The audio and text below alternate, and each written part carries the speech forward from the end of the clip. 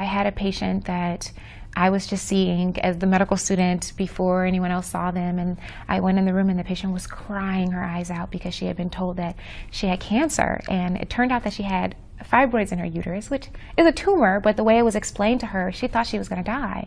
And as a medical student, you don't have a lot of information. Even as an intern, you don't know what everyone knows. You know, you're still learning. But to be able to explain to her, like, this isn't the end of your life. This is something that we can do, and to be able to put it in her terms, and being not quite an attending yet, you still explain things simply for people, and you still are able to give them information that makes sense to them.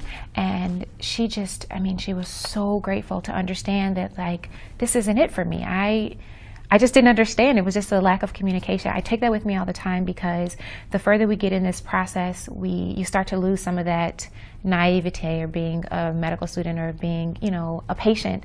And so being able to reach them on their level and kind of say, wait a minute, there's all this medicine, there's all this science, but how does this really affect you? Like, you have 6 kids at home. How is this going to affect your life?